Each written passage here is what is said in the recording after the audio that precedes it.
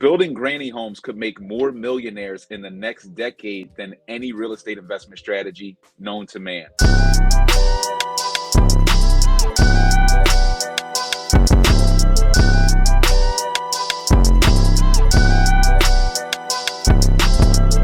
son, where'd you find this? Guys, Brian Grimes, your real estate mentor, back with another investment strategy that you guys need to know about in order to accelerate yourself.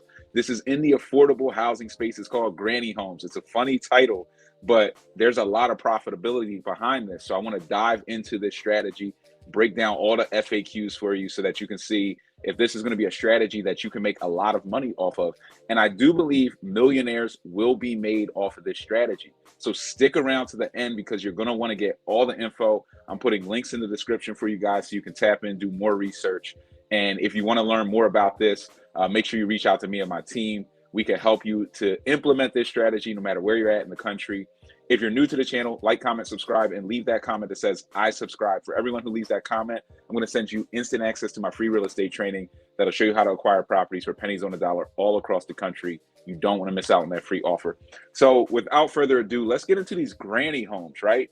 So this is the title from Bloomberg.com. You got a granny, build her a house in your backyard, right? So just build the house in your backyard. And that's exactly what this strategy is focusing on. Is a very interesting strategy because if you have a property already, a lot of us might have bigger backyards, or we have properties that have land, or we might have a rundown property, but there's a big plot of land in the backyard or around that house. You can build a property on that house, on that lot, and then rent that property out. And there's a lot of different strategies that we can use, like co-living, like senior housing, affordable housing, to rent these properties out and make some cash flow.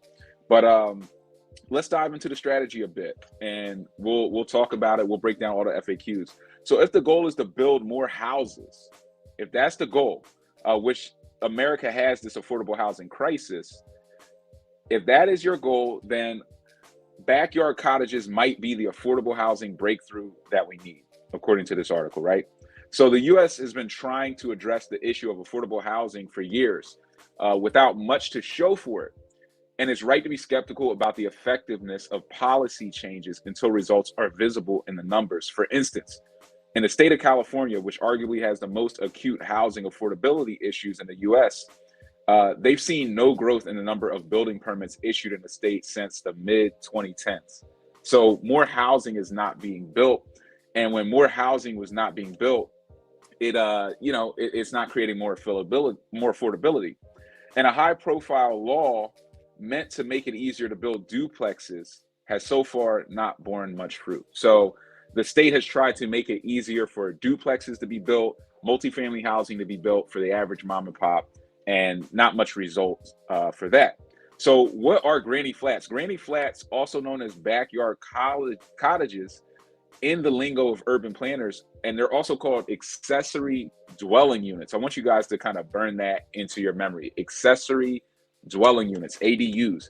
They've established a better track record. So housing activists and reformers have evidence that they've accomplished something meaningful with these ADUs, and years of progress in both LA and Seattle can be replicated all over the country if the goal is to build more housing now and to build more affordable housing now. So if that's the goal, this is one of those strategies where the numbers don't lie. The data is in, the numbers are in. And let's take a look at some of the numbers that we kind of have here. Let me get down here. So encouragingly, there's evidence that where communities have focused the most on removing barriers to building ADUs, accessory dwelling units. So where the city is getting out of the way, the municipality is just saying, look, this is fine. We can go ahead and build these. We're going to work with the inspectors, the code regulators, and we're just going to make this doable. We're going to remove these barriers because in some cities, they are developer friendly. In some places, they aren't.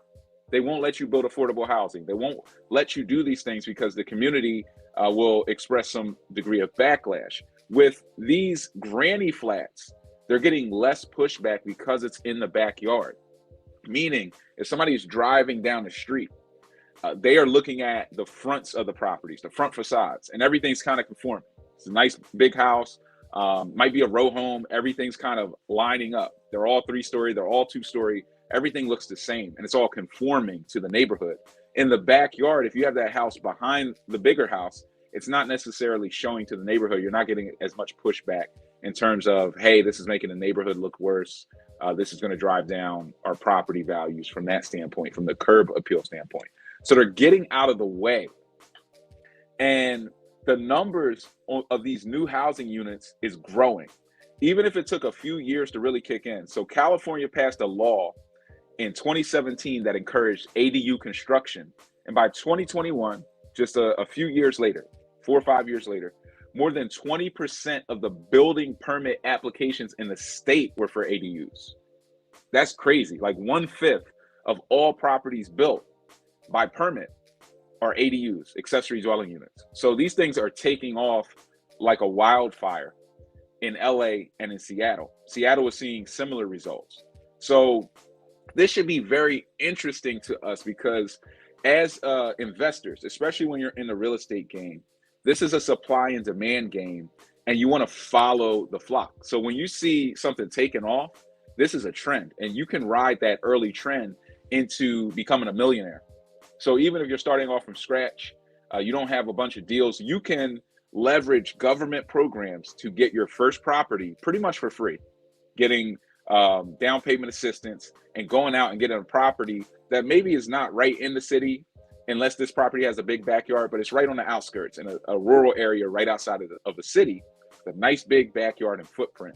And you can get that house for free, build an ADU behind it, accessory dwelling unit, and then rent that out and cash flow that while you're living in your house. You might even cash flow that property enough to live for free in your property. So this strategy, if you leverage it correctly, not only can you get your first property for free with the government assistance program, you can then build cash flow immediately off of that first property and then springboard yourself into more properties, more ADUs. You can also finance the construction of these ADUs. Let's dive into some more on these granny flats, because this is super new to a lot of us. So let's talk about what these things look like. Generally, they kind of look like, this. And this is from a website. I'm going to put the link in the description. Granny Flat Solutions. This is essentially a service where they come out and they build these properties for people. Now, I'm not saying you need someone to build a granny house for you. You could build your own granny house. And I know a guy out in the Arkansas area. He's in our mentorship program. He pretty much builds these. He buys land. He does these ground up, and he's building these granny flats for about $50,000. When he's done with them, they're worth about $100K. They get Section 8'd out. They get rented out to seniors, affordable housing, and it's just a gold mine. It's just unlimited cash flow. And you could set up an operation like this, get it financed, and it's just, you could build 50, 100 properties in 2 or 3 years with the right game plan. And if you don't know how, I'll show you how. I'll show you how to get started with this thing and kind of take it off. But this is what they look like. Essentially a ranch house, 1 story, 2 beds, 1 bath is like a good layout here. We even, on this website I'm going to give you, they'll even have like the building plans. So you guys can look at the building plans. You could pass these building plans over to an architect. Let me get in a little more zoomed in here. You can pass this stuff to an architect and you can really build this stuff out. 2 beds, 1 bath. We have a bunch of different layouts here. If you want to do it, a 1-bed ADU, a one bed granny home, a granny flat, a 3-bed granny flat, a 4-bed. You can go 1 or 2 stories in some instances, but there's a lot of different layouts here. I'm just going to click on the 2-bed and show you guys. There's a bunch of different designs that they'll have here, and you can just kind of see what you're dealing with. But the concept is a flat. You're just having this ranch style is what's going to allow you to build this thing for like pennies on the dollar. Like, I want you really to focus in on an operation where you could build one of these for 50 grand. If you could build at that cost, which I've seen it done, so it's possible. Buy the land, or you're already buying the property, you already have the land, build this thing for 50 grand. In some major cities, these things will appraise because of the square footage is about 700-800 square feet. They will probably appraise for 150,000, 160,000, maybe 200,000 in some areas, depending. So you can get paid to go out and build these strategies. This also unlocks the value of a property. Somebody might be looking at a property and saying, I think it's worth 100K, but they're not thinking about building an accessory dwelling unit behind it. They're not going to build a granny flat behind it, and you are. So you're looking at it and saying, well, when I go drop another 50 into this through a lender and build this granny house, it's going to be worth a lot more money. So I just want you guys thinking about this stuff. You can really unlock a lot of value with this strategy. So here's some FAQs, and I know you guys have a lot of questions. Here's some FAQs. I'll send you the link to the FAQ. Can a granny flat be rented to non-family members? Because the initial focus of granny flats is that they're going to be rented to your grandma, right? But the reality is you can rent this to anybody. You can rent this to anyone. You could also do things like co-living, where you room rent these out.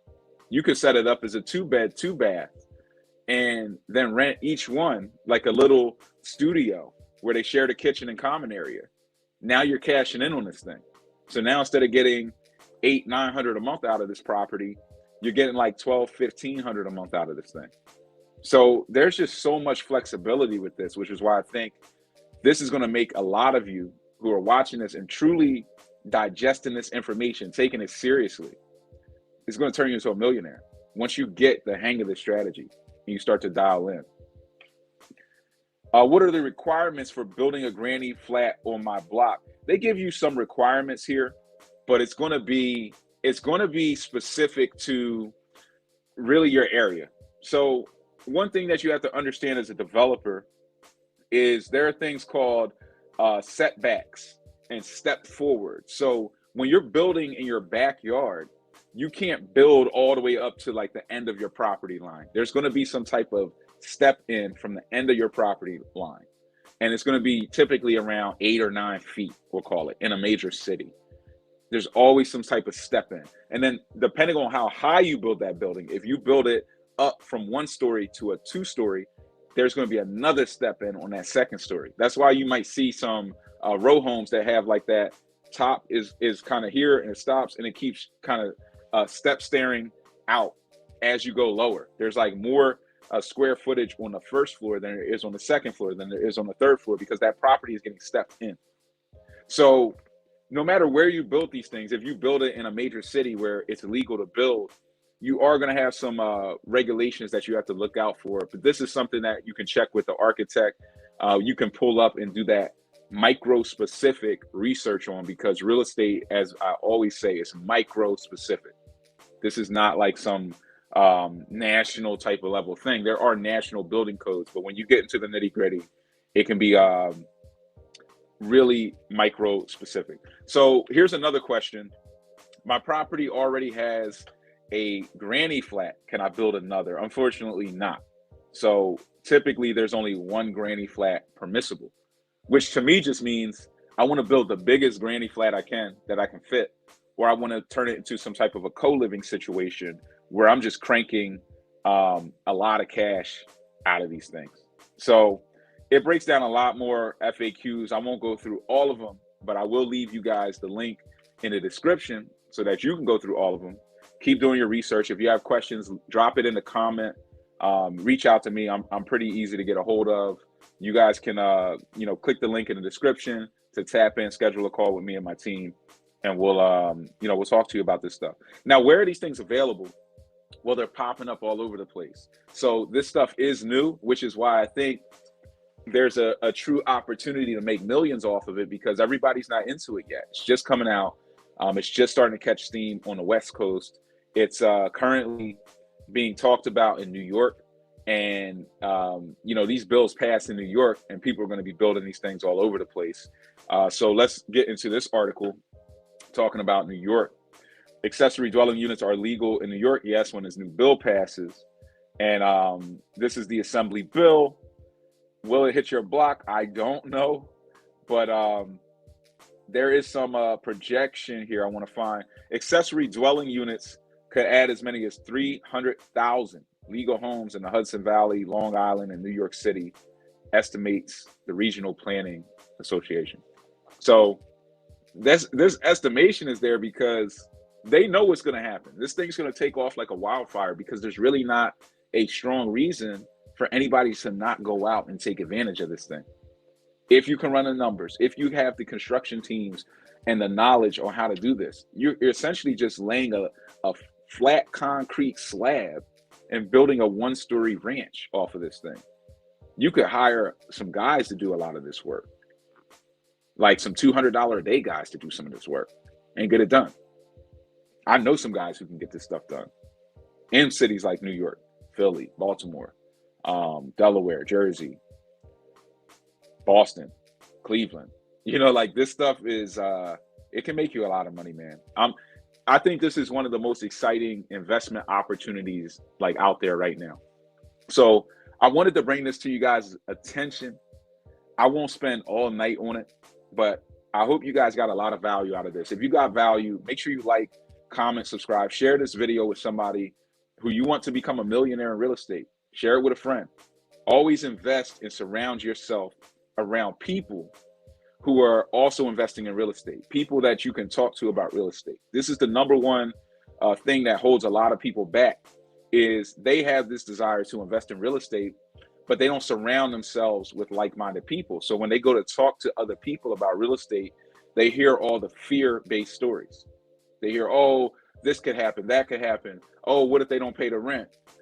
And all of these stories are just fear-based. They're not necessarily based in knowledge and how to execute. For me, if somebody says, what if they don't pay the rent? I'll evict, because I have my game tight, I have my paperwork together, and I know what I'm doing. So you want to surround yourself by like-minded investors, people who are out there going after it, taking on some risk, but doing it intelligently, building rehab teams, investing in new strategies. That's going to accelerate you tenfold, because you're going to now be having conversations daily about this stuff. You're going to surround yourself with this type of activity, and it will lead to you making $1 million in real estate.